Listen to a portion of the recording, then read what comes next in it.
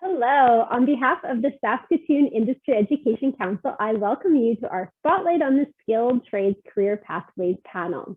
I want to thank RBC Future Launch for helping to power our Spotlight on Career event. As we gather here today, we acknowledge we are on Treaty 6 territory and the homeland of the Métis. We pay our respects to the First Nations and Métis ancestors of this place and reaffirm our relationships with one another. I want to welcome students, parents, and teachers from across Saskatchewan joining us for our event today. As a registered nonprofit organization, the SATCC works in partnership with 3 school divisions and the Saskatoon Tribal Council, community-based organizations, government agencies, and employers to help nurture the workforce of tomorrow. Last year, the SATCC worked with over 30,000 youth, over 3,300 business and post-secondary representatives, and more than 450 educators and career practitioners.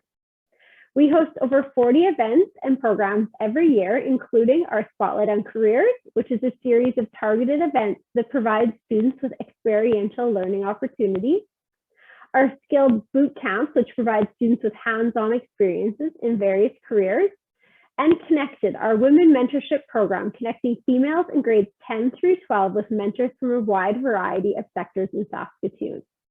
And our summer youth internship program, which my colleague Megan will tell you more about in just a few minutes. So be sure to visit our website, saskatooniec.ca, or follow us on our socials to stay up to date. If you're not sure what you want to do after high school, we highly recommend attending a few of our events to discover what's involved in various careers. So I'd now like to welcome Megan Unruh, who's going to tell you about the Summer Youth Internship Program. Awesome, thanks, Michelle. So welcome everybody. I just want to give you a quick run through of our Summer Youth Internship Program.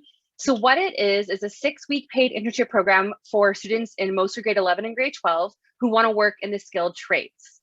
And what it does for you is you can earn high school credits, apprenticeship hours, and earn a competitive wage. And it sounds really too good to be true. It really does. So let me tell you how this works. So what it does is you guys apply for the program. You have to fill out an application. Yes, you have to do some writing. You have to make a resume, make it look nice. And then you tell me in your application what trades you're interested in working in. You give me your top 3. And then I go out and I find companies who want to take on students for the summer. And then I set you guys up with interviews with those companies. So I always tell kids, I'll get you the interview, but I will not get you the job. So you have to show up to the interview, you have to look snazzy, you have to have your resume, you have to convince them that you're the best student for the job, because you'll probably be up against 5 or 6 other students. And then the company tells me which student they want to select for their place of employment.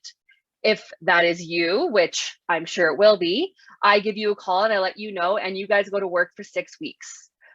This program, we try and have students after the 6 weeks stay on with the company. We want you guys to be indentured. Sam from Apprenticeship will go over that a little bit later. So you guys can stay on and maybe have a career with that company moving forward. Last year, for example, I think we had about 34 students in the program and 29 of them were offered full-time jobs with their company after the program was done. So if you're looking to get into the trades and if you're looking for a summer job, this is really like, it's a no-brainer. It really is. Application deadline is Wednesday, May 4th. We do not accept late applications. So if you guys want to get applications or get more information, you can go to the website on your screen, or you can talk to your teachers and they can get in touch with me and I can help you guys out. But if you're interested in the trades, again, this is a no-brainer. Awesome, thank you. Great, Megan, thanks for sharing that with us. So if students do apply for the Summer Youth Internship Program, but maybe they want some help with their resume or with interview skills, is there anything that you can do to help them with that?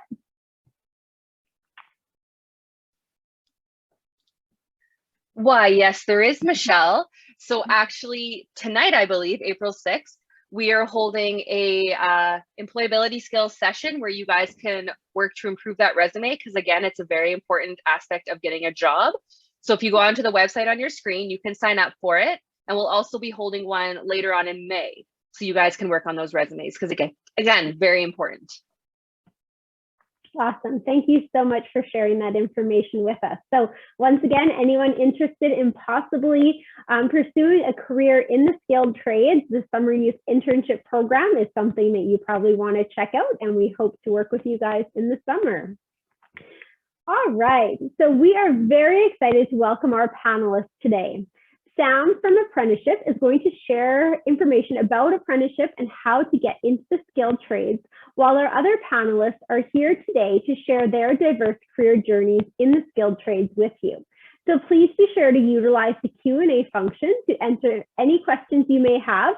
If you have a generic question, you can enter it in the Q&A, or if you have a question for one of the panelists in particular, you could specify who that question is for, but be sure to ask any questions you may have, and we will look to address those throughout our event.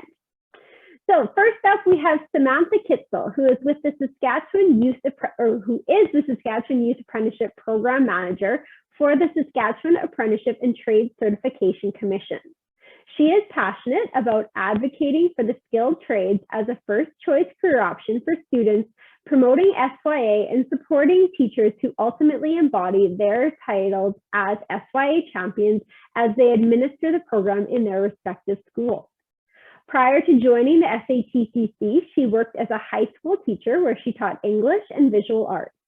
She often refers to her job as being like a traveling guidance counselor for the skilled trades, and still puts her teaching degree to good use as she educates students on the apprenticeship process in Saskatchewan.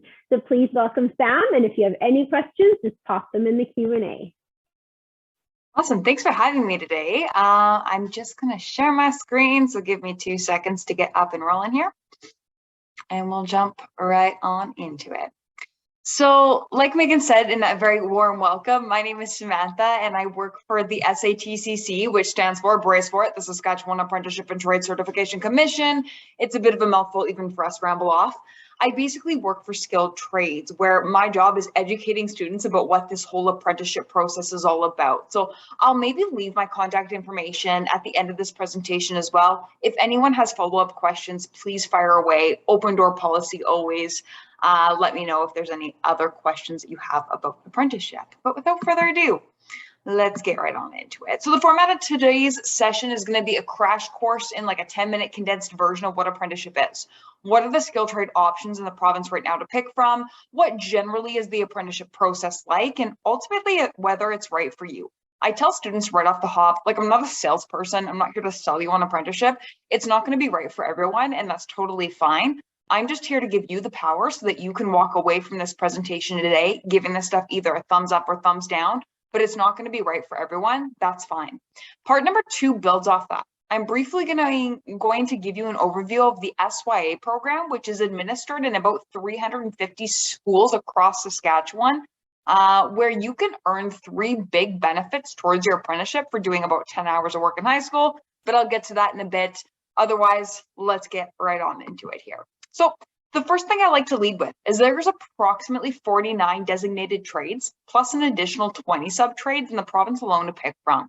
Now, reason why I start with this is oftentimes when I go out into high schools and I say, hey, I'm Samantha from the skilled trades, automatically I lose like half of my audience. Because they're thinking, yeah, like skilled trades, carpentry, welding, plumbing, like 6'2" burly dudes swinging sledgehammers and chops.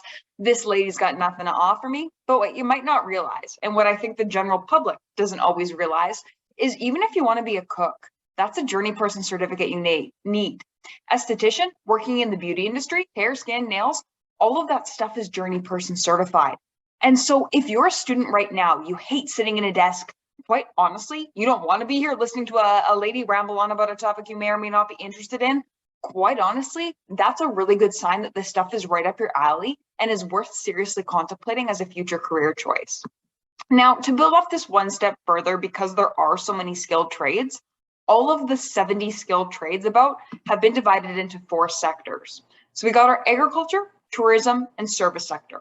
If you're really good at working with people, you have excellent interpersonal and intrapersonal skills, you love working with the public, that's going to be the sector you'll want to work in.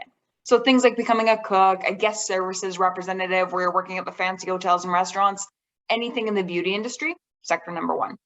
Number 2 is the motive repair sector. There's 8 different jobs right now that involve fixing vehicles, but you have to specialize. You can't just generally say, I want to fix cars for a living. You have to pick whether it's small engine repair, large engine repair you want to get into.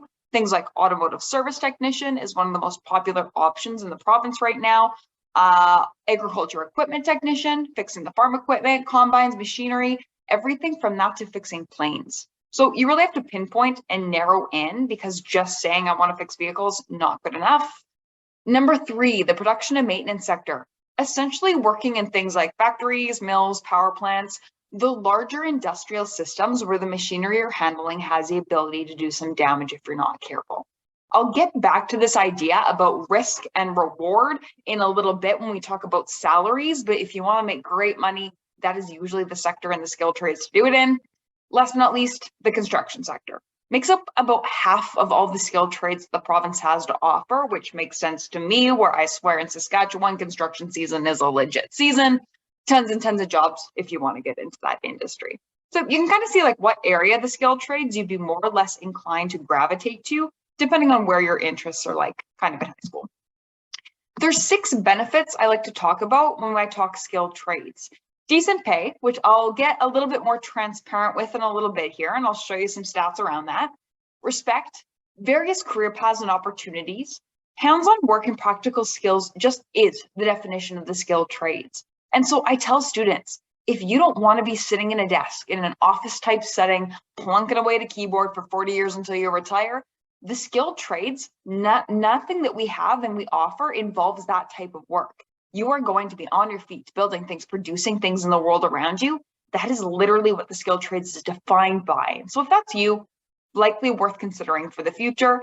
And ultimately, just a sense of accomplishment. You actually get to see the products of your labor as a part of your day-to-day work, which is a pretty sweet thing. Now, we'll have to back it up here. 2 terms we have to understand if anything I say moving forward makes sense. The difference between an apprentice and journey person, which literally just means skill in training, and on the flip side, expert, which is what makes us a little bit more unique, is because apprenticeship is not a school. You're never going to show up with your textbooks in a backpack day 1 and enroll to our apprenticeship campus. It doesn't exist. 85% of the time, if you indenture with a journey person right away, you're going to be showing up, getting paid to learn your skilled trade from a journey person expert themselves. So our school essentially is the real world around you. You will attend approximately 8 weeks of technical training, so that's 15% of the time of the year, where you will be in school. Ultimately, there's core fundamental things that you need to know and memorize in every single skilled trade. It's unavoidable, but we're so much more concerned with how you can put that stuff into application during the 85% versus whether or not you can score like a 95 on a test. Both would be really nice, but we want to see what you can do with those skills. And that's where we put the priority on an apprentice's education. So that's kind of the picture of what your education looks like as an apprentice. But how do you get there? So say you want to become an apprentice welder right when you finish at high school. There's 2 big steps that click into place if you indenture rather than taking a full year of, say, pre-employment at Sask Poly. Number 1, you need to complete a certain amount of trade time for every single skilled trade. As an example, if you want to be a welder, it's going to take 3 years, 5,400 hours to be a fully certified journey person welder. That amount of trade time wiggles around a little bit depending on which skilled trade you pick. It's going to be 2 years, 3,600 hours on the minimum side, 4 hours, 7,200 hours on the max. So it's usually going to fit somewhere within that 2 to 4 year window.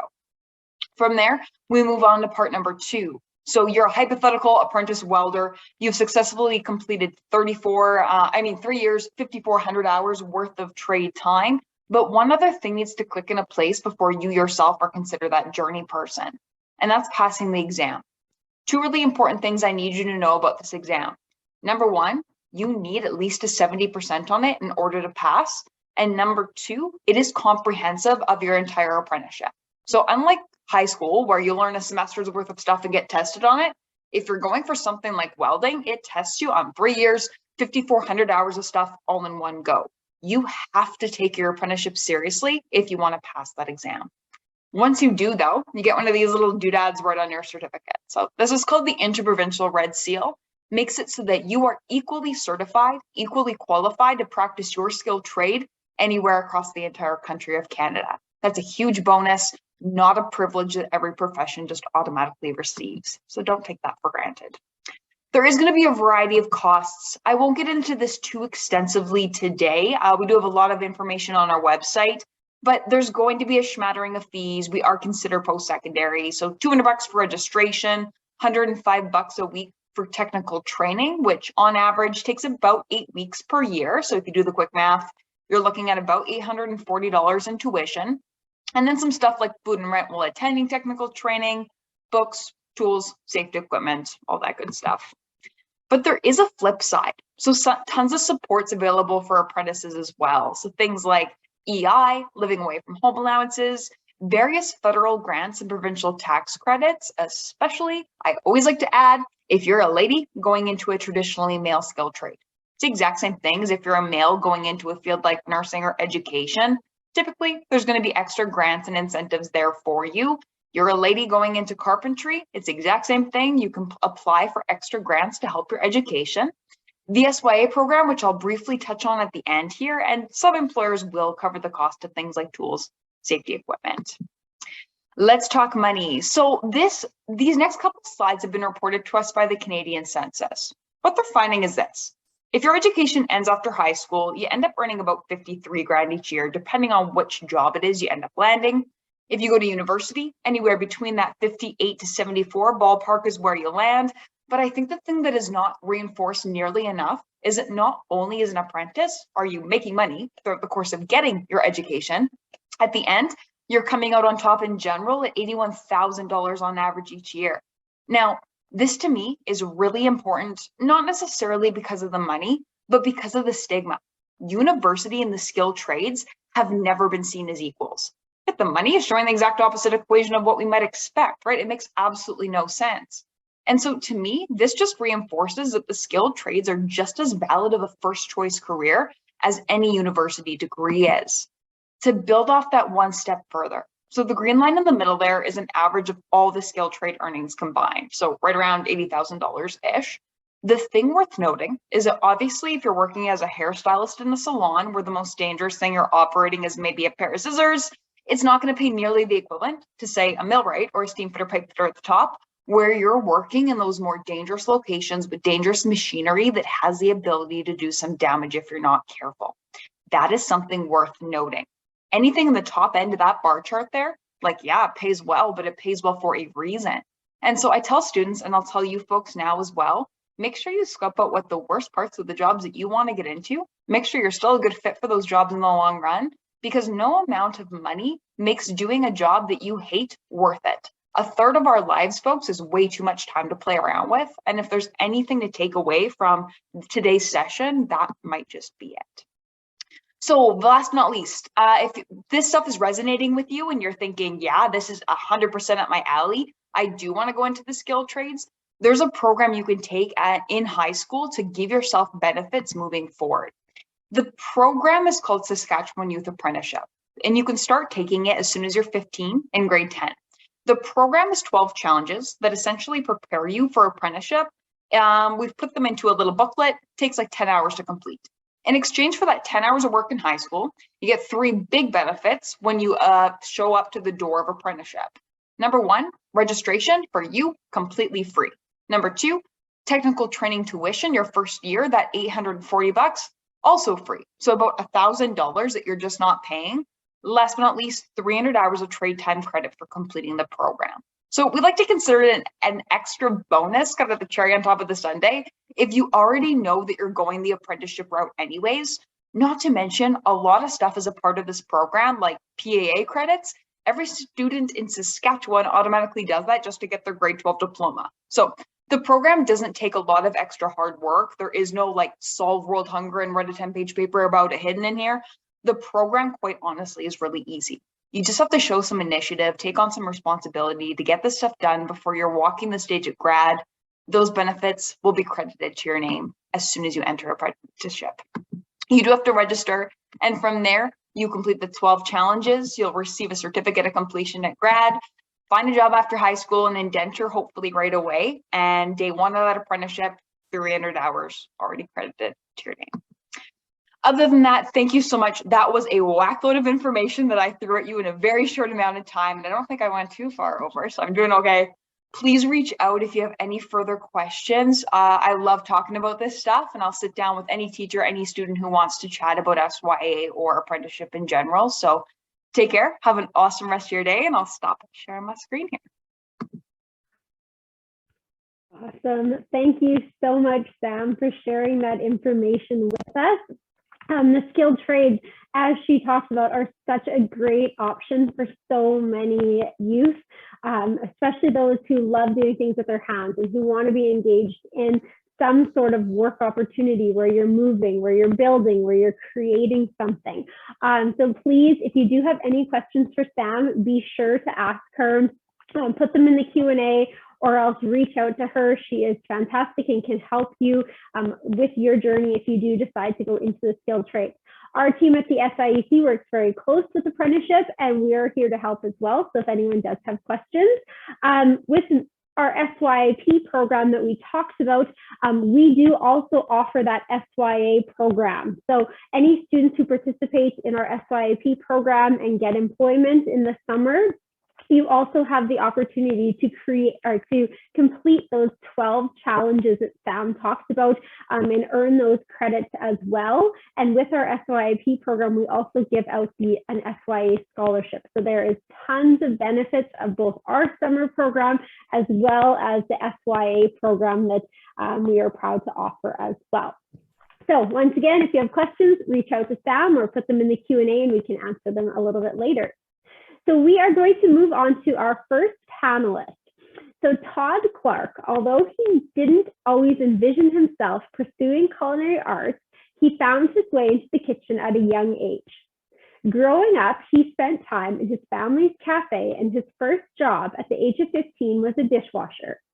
After working in kitchens throughout high school, a family friend encouraged him to apply for the Culinary Arts Apprenticeship training through the Saskatchewan Apprenticeship and Trade Certification Commission at Saskatchewan Polytechnic.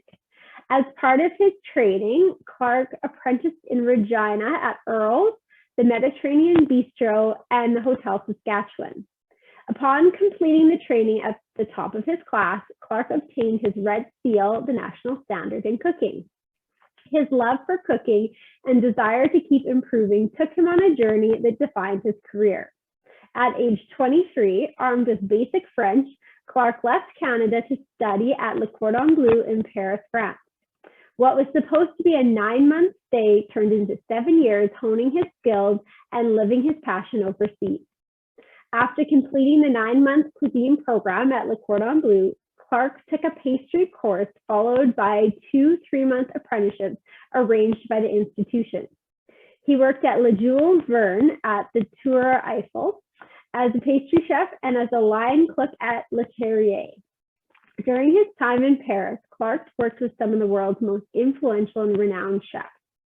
He was the first North American to work in the upscale classic French restaurant where they often served politicians and celebrities. He spent time traveling Europe and working in Singapore and Vancouver before returning home. Since moving to Saskatoon, he's been involved in the culinary community as a member of the Saskatoon Chefs Association and participated in events including Taste of Saskatchewan, Chef's Gala, and Gold Medal Plates. He spent many years as the evening and event chef at Boston's Public House, where he discovered his passion for teaching. And Clark is currently a casual instructor at Sask Polytech, where he teaches classes, fills in when necessary, and assists with special events and dinners.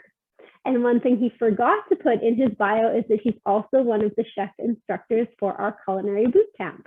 So please welcome Chef Todd Clark. Wow. Thank you very much, Michelle, for the great introduction.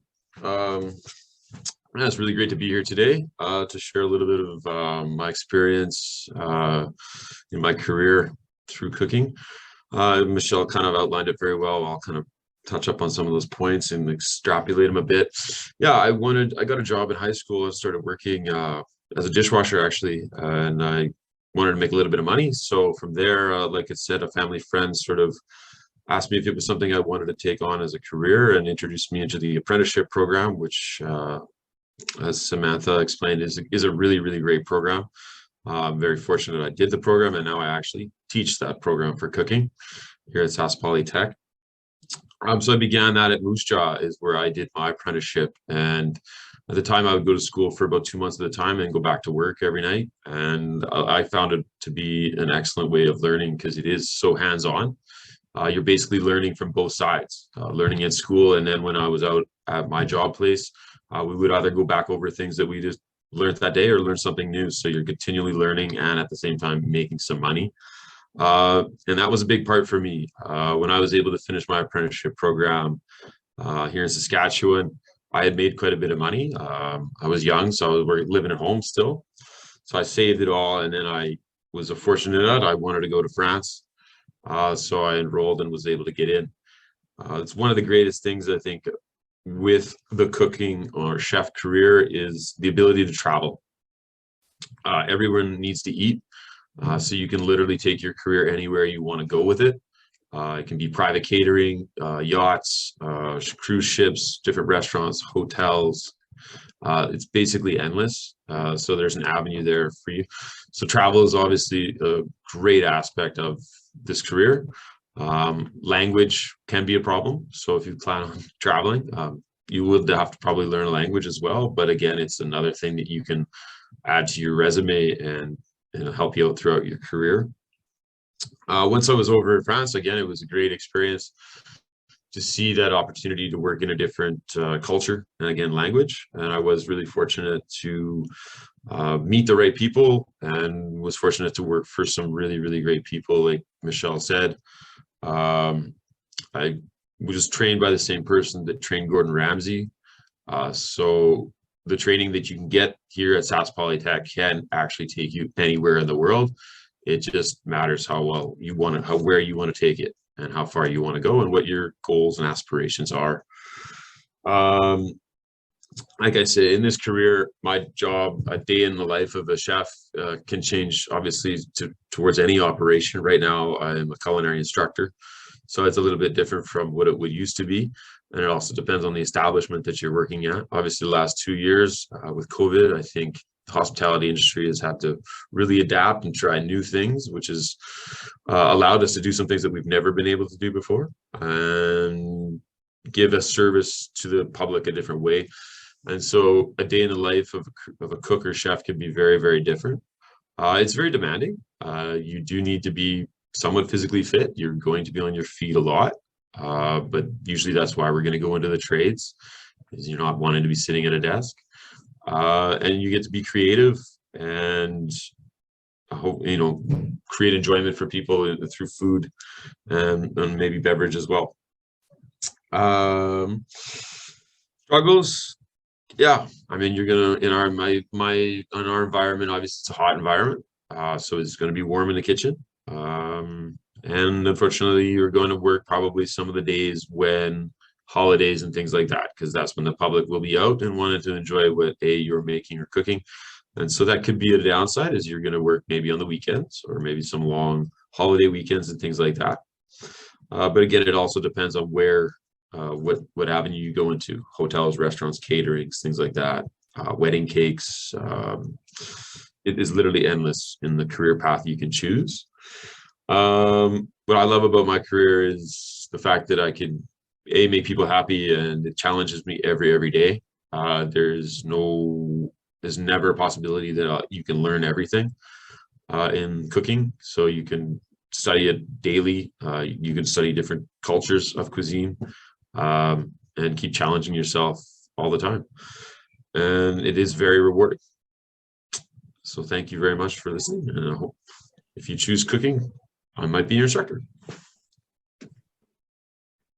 Awesome. Thank you so much, Todd. We do have one question for you. So it said, who is the most famous chef you have worked with, and who is the most famous person you have cooked for? So the most famous chef I worked for, I was really fortunate when I left school in France to cook for Joël Robuchon. He just passed away about 2 years ago. He's the biggest chef on the planet at the time. He had 32 Michelin stars. So that is the gentleman that when Gordon Ramsay went to France when he was young, trained him. He was the chef of the century, last century, with 4 other chefs. I guess the most famous person that I would say that the panel here would know is the last restaurant I cooked for in Paris. We cooked for Barack Obama and the president of France. So awesome. Well, thank you so much. And once again, if anyone does have any other questions about a career as a cook or a chef, be sure to put those in the Q&A and we can answer those a little bit later on. So our next panelist is Danielle Verson. She is a journeyperson machinist and started her career right out of high school at age 19. She began working in the manufacturing industry in the mid-90s after taking a machine shop certificate course at Polytechnic. With hard work and dedication to learning, she completed an apprenticeship and worked her way up to shift manager at a machine shop. Being a successful woman in a non-traditional role gave her the courage and confidence to explore other interests such as volunteer firefighting, auto extrication, and model train railroad building. Getting a trade opened the door to many job opportunities, and she is not afraid to attempt any task at home from auto repairs to renovations. She now works as a field consultant with the Saskatchewan Apprenticeship and Trades Certification Commission, and she hopes to encourage more people who would not traditionally enter into the trades to also explore these careers. She loves camping, fishing, and traveling with her husband and 3 children. So please welcome Danielle. Okay, I should be on now. So I'm Danielle. So I guess I began my career right out of high school. I wasn't really sure, which career path I wanted to go down. I knew going to university wasn't quite my thing or my gig. So I knew the trades were kind of my direction. I grew up in a family of tradespeople, electricians, welders, kind of a mix of everything. And it kind of just felt like a natural progression, I guess, to get into it. So I thought of electrician and a few others, but my dad kind of talked me into going into machining. So I guess I went to a pre-employment course, and within the first week, I loved it. And I was doing very well. And I think I chose machining also because it's an indoor trade. And I don't like the winters and I don't like to work outside. So I guess that was a good reason for choosing it. And I've always liked to work with my hands. I was always the girl building tree forts and in grandpa's garage playing with the tools, etc. So it just felt right. And I did very good. And I completed an apprenticeship. I guess I would have been about 23, 24, and worked at many shops and built many different things, from, I guess, chocolate molds to things I don't even know what they do. It's just kind of, miscellaneous drawings. But it was really interesting to see the stuff I built actually get put, I guess, in motion, etc. So, whether it was for mining parts or rock crushers or weigh scales. So it was kind of neat. It always kept my interest focused. I got a little bit into, I guess, programming machines also and CNC. So if you've seen, say, the how it's made, and they have those, they're making the fancy tire rims and that kind of stuff. So I got into programming those machines and operating that as well. I ended up moving out to a rural community to do my apprenticeship there. And I found the experience is really good just because you got a little bit more hands-on because there's smaller shops and you got, I guess, a more variety of skills and things to build. And we'd have guys stop by with, can you fix this? And, of course I could. So I brought some of my bling. So I am a machinist. I got my red seal. And I also gave me some courage to go try out the volunteer firefighting too. So that was also another good experience. So just getting into a trade and everything also gave me the confidence to do many other things in my life and just to go for it. And it opened up a lot of other doors as far as, working for apprenticeship here. I worked in a shop with many other young ladies. Actually, we outnumbered the guys for a while, which was kind of probably the only place in Saskatchewan that did that. But we did very good. It was a good atmosphere, fun. very supportive employers out there. You do have to watch for things like, for your life, a lot of manufacturing jobs can be shift work. So those are things you have to kind of think about and plan for. But as far as manufacturing, welding, machining, steel fabricating, all those trades, there's plenty of jobs out there right now. I would say in the 90s, maybe it was a little harder to find a job maybe, but I never seemed to have a problem. You could always find one. So I did that for about 15 years and managed, the shift at my machine shop and helped a lot of other apprentices and trades workers learn the trade and taught them how to program and set up tools. And so, it was really, really improved my self-confidence and helped me a lot. So, that's about all I have. I've also encouraged my daughters getting into a trade now too. And she's started out her career in parts person. So, I really encourage young ladies to get into it, especially because, they only make up maybe 3 to 5%. And there's so many jobs out there and they pay well. During my apprenticeship, I was able to buy a house. I got married, I had a baby, and it just allowed me to, get my career started early and move on with my life. So definitely changed my life and for the better. And, my learning never stopped. I'm still going. I'm going to work on my blue seal next. So that'll be another bling to add to my certificates there. So, I think the biggest concern employers had with me when I first started was more about my size. I was probably maybe 110 pounds soaking wet. So, but there wasn't anything, I couldn't lift. We had cranes around the shop. I had a nice pallet in front of my machine, so I was a little bit taller to reach the tools. But there was never anything I couldn't do. And I did very well at it. I like to be very precise, so machining was a natural course for me to go. I gave a shot to a little bit of welding, and not my thing. I just don't have that steady hand. So I married a welder, so now he can just fill that in for me. So again, I encourage everyone to at least explore the trades. There's so many options, over 50 trades, and a lot of trades I'd never heard of before until I started at apprenticeship here. And I think I probably would have maybe explored a few more. So I encourage you to, really check them all out. So any questions? Yes, there is a question for you. It says, what would you recommend for students who are interested in the trades but don't know which trade they want to go into? Well, I would recommend exploratory courses too. But if you can get a general sense of, do Google research, YouTube videos, see what it is in, realistic or real life, what the job is.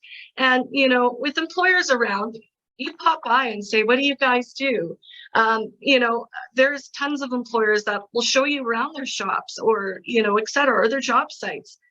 You can see trades workers everywhere you go.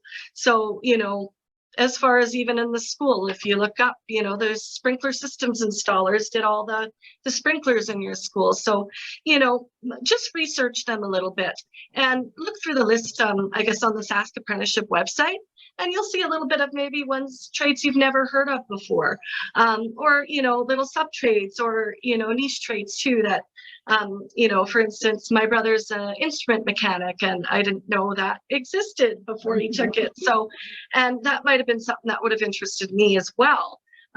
So, explore them out, talk to people, if you have trades workers in your family, they will know a lot about it as well. Awesome, thank you. And I also just want to chime in to answer that question. At the SATCC, we offer what I had mentioned earlier called our skills boot camps. And a lot of our boot camps are directly related to the skilled trades. So we have a hairstyling and aesthetics. We currently, our brand new one is our machining boot camp, which is very popular. And also we have heard from the machining program at Sask Polytechnic, and they have heard from their industry contacts that they don't think that they're going to be able to fill the jobs that are available with their graduates because there are so many jobs available. So if what Danielle shared with you about her job as a machinist interests you at all, then I highly recommend that's something you explore. We also have automotive, auto body boot camps. In the past, we've had a masonry boot camp. We have culinary boot camps. So all of those are skilled trade related boot camps. So if you were interested, you could try out a boot camp, see what that career path kind of looks like. All of our programs are run by journey person professionals in that area. So then you can ask them questions and learn from them. Also, our summer youth internship program, we have students, a lot of times they don't know what trade they're interested in. So they're willing to kind of take any job in the trades. And then the best thing about working on a construction site or working in the trades is a lot of times there's other trades working near you. So you get to see what they do, what their role is, and it's a great way to learn and explore the trades as well. Danielle, anything else to add? Yes, 100% exactly what you said. You know, and there's so many other, you know, there's a lot of exploratory courses out there. And, you know, there's, you know, as far as the YWCA does one specific for young women who want to get into the trades. You know, SIT has exploratory courses. So they're all over the places. And just being out in industry, you know, in manufacturing or construction, they're all looking for people. So it's the best time to get into it. Awesome. Well, thank you so much. Once again, if anyone does have questions for Danielle, pop them in the Q&A, and we are going to move on to our next panelist. So Brandon Lemon is from Saskatoon and is an instructor in the Bricklayer and Carpentry programs, as well as various construction safety courses. He's been working in the trades as a journey person bricklayer for 18 years and has been at Sask Polytech for the past 9. Brandon's trade background includes working in various construction sectors that include residential, commercial, industrial, and institutional areas. He's worked on projects all across Western Canada and has had the opportunity to work everywhere from in big metro centers to remote fly-in gold, diamond, uranium, and potash mines. Brandon started working in the construction industry while in high school as a laborer, and through hard work and positive attitude, as well as dedication, he proceeded to enroll as an apprentice. After 4 years of technical training at Sask Polytech, he completed his apprenticeship and became a journey person. Soon after becoming a journey person, Brandon was promoted to a supervisor, where he managed and coached teams through the construction of various projects in Saskatchewan. He's now moved into a full-time position at Sask Polytech, designing and instructing various construction-based programs. Brandon continues to study and work on his own education by taking various courses at Sask Polytech and takes an experienced learner approach to his instruction. He enjoys working and helping young learners as they get started towards their future careers. So please welcome Brandon. Thanks, Michelle. Yeah, welcome everybody. Glad to be here today. I've been involved with Spotlight Careers for a few years now, and it's always a pleasure to speak to you guys, and more so this year to talk about my career path in the skilled trades. So like Michelle said, I'm a journey person bricklayer who's now an instructor at Sask Polytech, and I have been for the past 8, coming on 9 years now. And if you would have asked me 15, 20 years ago if I would be sitting in this chair doing this right now, I would say you're out to lunch. I would never be doing this. It wasn't my thing at all, but here I am. I guess where it all kind of started was back in high school. You know, I didn't know what I wanted to do. I never really had a thought about my career. I was there. Maybe my priorities were in the wrong place. High school, didn't think about a career. Didn't have these opportunities or career days that we're doing like this at that time. I knew university wasn't for me. My parents were both office workers. I knew I didn't want to, get into that right away. Like I said, the skilled trades were just not promoted back when I was in high school. I knew they were a thing, but maybe just wasn't totally aware. So I actually got into the masonry trade by my neighbor. My neighbor growing up had a small little masonry company, just 2-3 people, and he wanted some summer help. So it was grade 11, summer before grade 12, basically. He asked if I'd like to come help him.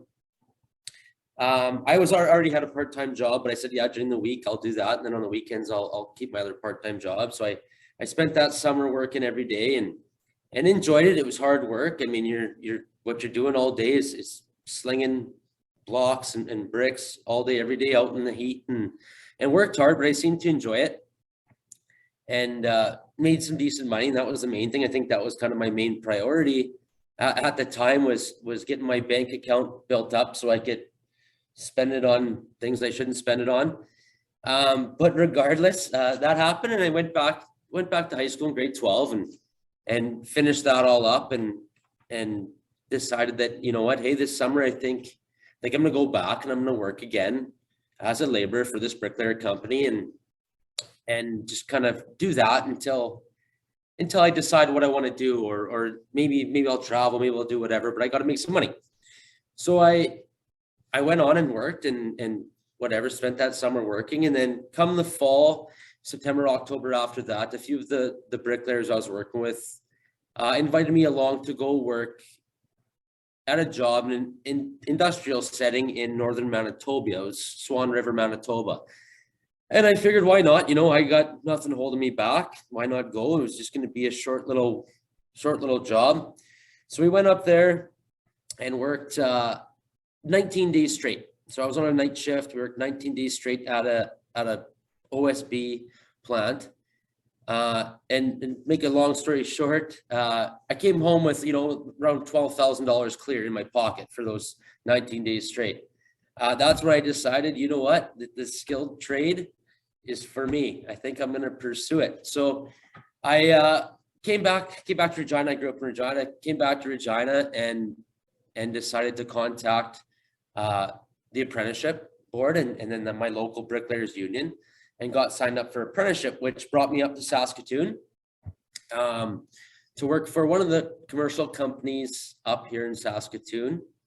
Why Saskatoon? School was up here in Saskatoon, and I decided that, hey, you know what? I've been in Regina my whole life. Why not move up to Saskatoon? I had some family up here and move up here and try something new and just work and go to school and have some fun. So that's what I did. I came to school at Sask Polytech for bricklaying. Was 3 years of school, 8 weeks each time, apprenticeship program, then back to work. Did my 3 years, got my journey person ticket. Like Sam said, and Danielle and everybody, I mean, the apprenticeship program is so great. I didn't get any debt my 3 years of school, and that's moving away from home up to Saskatoon, collected unemployment insurance the whole time, made money working all in between. By the time I was done school, I had, right after school, I got my journey person ticket. I had enough money for a down payment for a house, no student debt, no nothing, and away I went. So it was just a win-win all around. After I got my journey person ticket, I continued working for the same company that apprenticed me for many years. And that took me all over Western Canada. We were in Vancouver, building high rises, Edmonton, Calgary, both those. Army bases throughout Alberta and Saskatchewan, doing lots of work on the Army bases. And then up north, uranium, gold, down south, potash mines, underground, above ground, you name it. I've kind of seen a lot of it, and it was a great learning experience. Different working atmospheres all the time, lots of outdoors. But you know what, always worked with my hands, always keeping busy, working hard. And that was the type of person I was at the time. And I never thought anything of it until one day I get a phone call about, 10 years after my journey person ticket. I get a phone call asking if I'd be interested in coming to Sask Polytech to teach the program. Did I hesitate? Yeah, big time. I wasn't sure if I was, the type of person to sit in front of a group of students and tell them my story. I was quite young at the time too, so I knew I was going to be teaching peers, basically, people the same age as me, possibly students that were older than me. So nervous. Yes, all of the above. But I decided, hey, why not? Let's give it a try. What's the worst that can happen? And here I am, 8 years later, teaching the program at Sask Polytech. I've expanded while I've been here. I'm given the opportunity to learn more. I've worked towards my Blue Seal certificate, along with my Red Seal, my Carpentry Journeyperson ticket. My teaching degree is in progress. So it just opened up so many windows. And like I said at the very beginning, was I the type of person that would be sitting here in front of you doing this right now? Not at all. I was a young high school guy that just wanted to make some money, and I decided to give the skilled trades a go. And here I am, and I wouldn't change it for the world. And I'm here, and I get to inspire all the young trades workers that come in here, work with them, train them. I'm still active. Summer times when I'm not teaching, I'll go work and get my hands dirty, and I love it. That's all there is to it. And there's lots of money to be made throughout. It's great. That's my story. I don't want to overdo it. I would recommend skilled trades to anybody. And thanks for having me, and I'm glad to be here. Awesome. Thank you so much, Brandon, for being with us. Thank you to all of our panelists. So as you heard from all of our panelists today, not only do skilled trades provide you with a great career option, but they also opened doors to so many other options. Brandon and Todd have both went from being journey people working in the trades to now being instructors. And then Danielle has taken her experience and now is able to work with SATCC. So they've had very diverse career journeys that all started through the skilled trades. So at this point, I am going to invite our panelists to come back on because I see that our Q&A is just like popping up with tons of great questions. And so I am going to go through those. If any of our panelists want to chime in and answer a specific question, I think from what I was looking at, most of them seemed pretty generic, but I guess Brandon, I'll ask you this one first. Did you have to take extra training to be a trades teacher? No, when I first started, kind of the requirements here at Sask Poly and to be a trade instructor is that hands-on experience. Okay, because what we do is so it is hands-on. That's what they look for. So I think they look for 2 years post journey person experience, and then once you get in here, you have to do some mandatory kind of training, so you're not complete out to lunch when teaching. But then they encourage you to go on and work towards either an adult teaching certificate or your teaching degree. And I mean, they're so supportive. They help us out and give us time to work towards it, pay for some of it. And now that's what I'm pursuing. And every little bit, every time I take something, I learn something new. So it's great. Yeah. And I know at the University of Saskatchewan, I'm not sure at other institutions, but there is something called a technical vocation education degree, and that's where they actually use your journey person training towards your university degree as well. So that's another great opportunity that if someone does pursue a career in the trades and then maybe at some point is like, maybe I want to be an industrial arts teacher, or maybe I want to be a commercial cooking teacher, that's a route you can take as well. Is it typical for people not to have debt after their training? I guess, is that one towards me? I can answer that one. Yeah. I don't that can be you, or if Sam or if Danielle want to chime in at all, then that's. I'll throw in my 2 cents and then see what everybody else has to say. I didn't. I knew that when training came, I mean, you got to save up a little bit because you are not receiving the same income you would normally get for the 8 weeks you're at training. Tuition is low. I mean, under $1,000 for a year of school is very low. You're making money the rest of the year, and then EI, unemployment insurance, kind of tops you up a little bit. So if you're prepared, no, you can come out of trade school with very little debt, put it that way, in comparison to some of the other things. I'll chime in on that too. So when I completed my apprenticeship, like I had bought a house in level 3. So, you know, you're working full time, and there will be the 2 months you go to school every year. And, you know, employment insurance, you know, it's not a full wage that you are normally making, but you are working in the trades and making, you know, decent money. So you just got to plan for it a little bit. And, you know, with the living away from home allowance, you know, if you do have to go to a different city for training, you know, that's an extra $500 a month. So, so financially, it was a better route for me because, you know, every time I completed a little bit of apprenticeship, I got a higher wage, and, you know, it wasn't cents, it was dollars. So moving up that quickly, you know, by the time I got into level 4, I was making a very good wage. And, you know, additionally too, you know, I had got married and had a baby too during that time. So, so it's very affordable. And, you know, with the government grants and stuff, you know, it's up to $4,000 for any Red Seal trade. So that over and above covers what your tuition will cover in those 4 years. So I came up with no debt and owning a house. So. Great, thank you for that. So you had mentioned Red Seal, and I know Brandon had mentioned Blue Seal. So someone did ask, what is Blue Seal? I have the pamphlet. So Blue Seal is it's kind of after you get your Red Seal. So it's achievement in business competencies.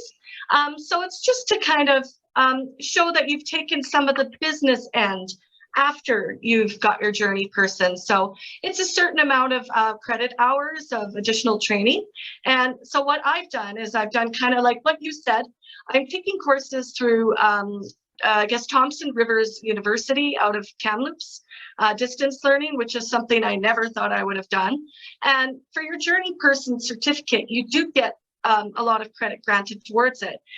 There's a lot of places, I guess, doing that now where you can get, say, almost, depending on the length of your trade, half of your degree. So, so there's a lot of, you know, and taking those courses will help me get my Blue Seal also on top of that. So it's just to show the business end of it.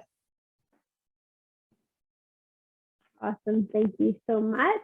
I earned my journey person status last year and just got my Blue Seal. So I'm just gonna chime in there because I feel like I'm with my people here. So thank you so much for sharing that. A few more great questions. If you are an apprentice with a company, what commitment do you have that company once you become a journey person? Well, once you become a journey person, you're no longer an apprentice. You don't really have any commitments to them. You know, feel free to travel around, but, you know, if you like your employer, don't jump just for anything. But there is no commitment once you're a journey person. And Red Seals are good across Canada, so you can move around and it's the same credential everywhere.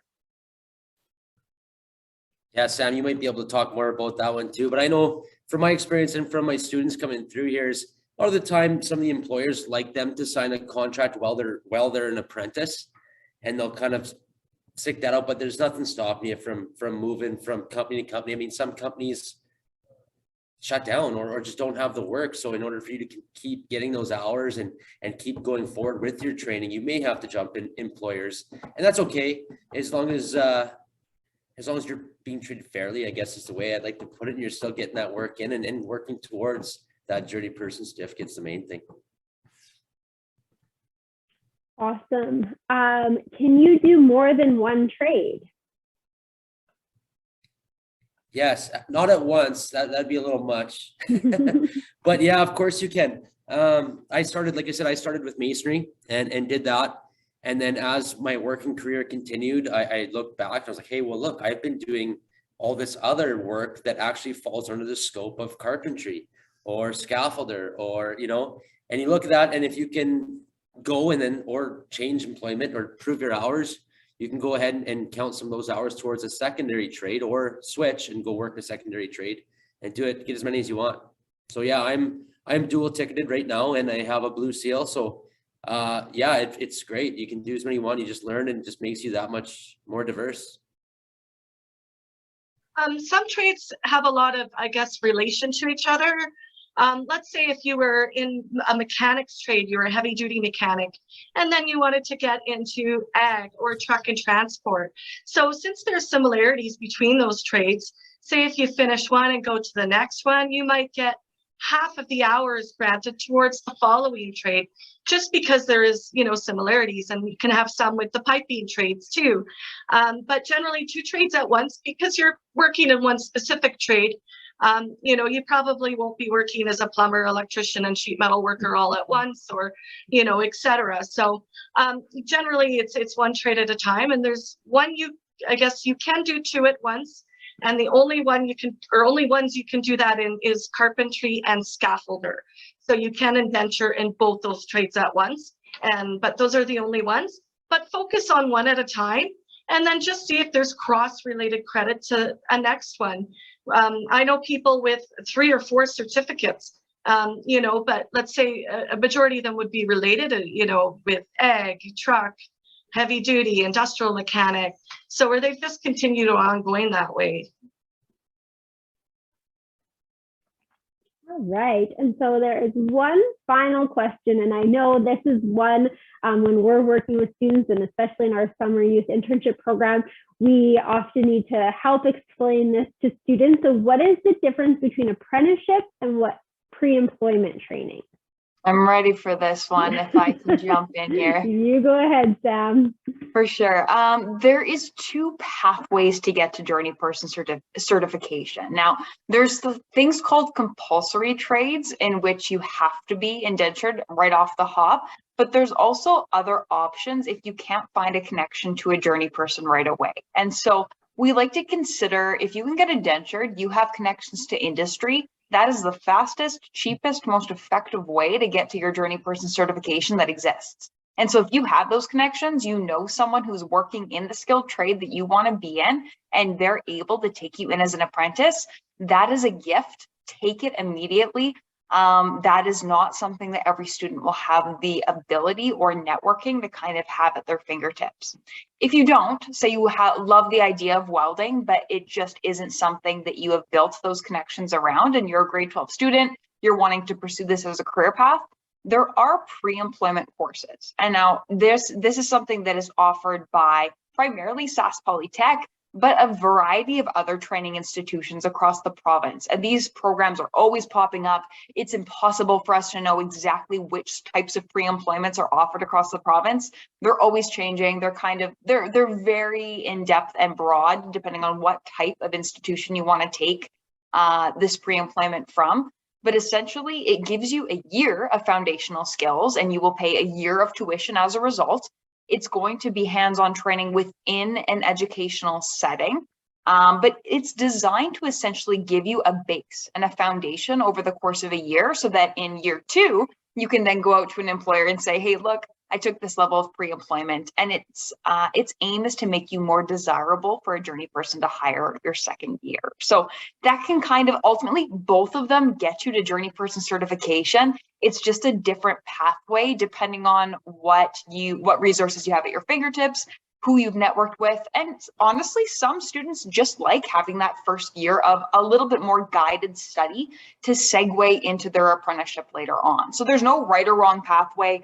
It's just what fits you best, what resources you have, and kind of what makes the most sense for your life circumstance.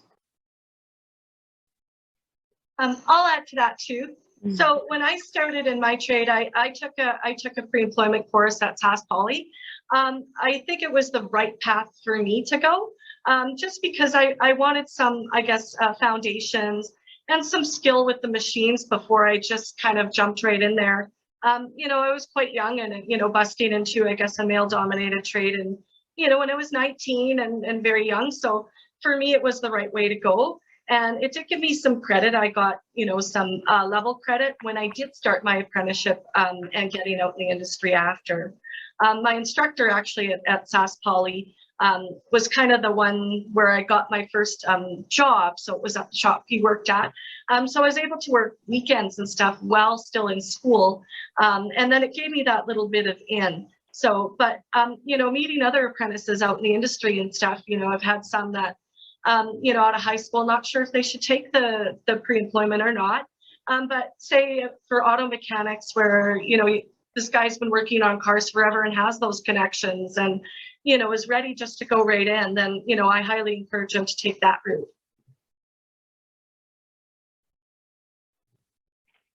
And when Sam and Danielle talk about those connections, that's where I'm going to bring up that summer youth internship program one more time. That is that connection. We are here to help students who want to pursue a career in the trades make that connection. Coming out of high school, a lot of times students are like, well, I want to go into the trades, but I can't get a job. Walking into a company, a lot of times they won't just hire you off the street. But fortunately, our summer program has created partnerships with these wonderful companies in Saskatoon who are so excited to hire students in high school or fresh out of high school and then take them on and indenture them and help them through their apprenticeship. So please, please, please, if you are interested in a career in the trades, check out our summer youth internship program. And if not, hit up Sam or Danielle at Apprenticeship, or go to Sask Poly or contact Sask Poly or the different institutions in our province and find out what the options are for their pre-employment programs. I am going to just open up the floor for one last final comment, word of advice, anything like that that you want to, words of wisdom that you want to leave with the students. So Brandon, do you have anything you want to add?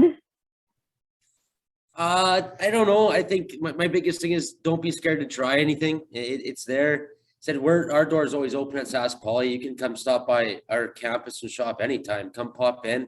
I'll give you a tour. I'll put the tool in your hand and say, try this out. Like it's nothing to be scared about. Yeah, it's all hard work, but it's fun.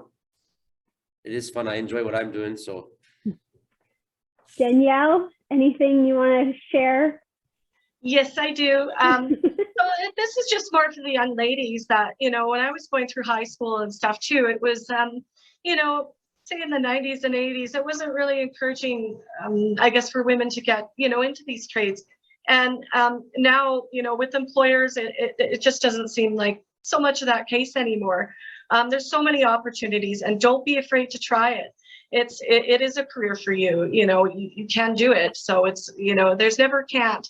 I could do it at 100 pounds soaking wet. I was able to do it. So it's not quite like the movies where you see, construction sites and, the boss harping on you all the time and cussing. And, it is a career path for young women too. And I encourage you all to look into the trades and see if it is an option.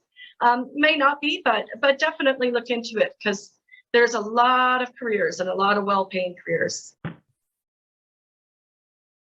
Sam, I know you have some words of wisdom for us. The thing I always like to talk about with the skilled trades as being a big theme is money isn't everything, especially because we do like to tote the skilled trades as being a really awesome way to financially set yourself up for the future.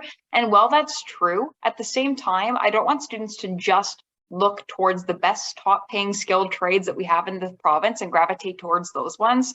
Folks, what we do for a living is one of the most important decisions you'll ever make. It's a third of your life. That's way too much time to play around with. And so do something that's authentic to you. If that's the skilled trades, fantastic. If it's not, fantastic. But follow the career path that's authentic first, and the wage should be a byproduct. So yeah, as much as we've talked about how fantastic the wages can be, how fantastic they sometimes aren't, make sure that that remains the top priority regardless of what something makes. So it's a big decision. There is more decisions and more choices nowadays than I think there's ever been before. So it's exciting, it's daunting, revel in it, because the world's your oyster. Well, I just want to once again thank our panelists for joining us today and for being part of this event. We're so fortunate to have great partners who are willing to work with us and share their experiences and their knowledge. So thank you to our panelists. I want to thank everyone for joining us today, for taking the time to hear about the skilled trades. We hope that this was able to answer some questions or maybe help you with your direction you want to take after high school. I want to thank our partner school divisions, Saskatoon Public Schools, Saskatoon Catholic Schools, Prairie Spirit School Division, and the Tribal Council for supporting us in everything we do. We want to thank teachers from across the province who tuned in to join us today, whether you're watching this live or you're watching the recording. We hope that this was beneficial for both you and your students. And I want to thank my colleagues, Megan, for sharing the wonderful information about our summer youth internship program, and Aaron, who's in the background, making sure that if I screw anything up, he's here to fix it.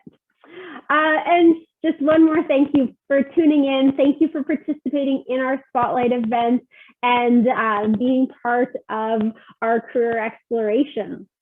So I do want to encourage students, take out your cell phone, scan the QR code and give us some feedback.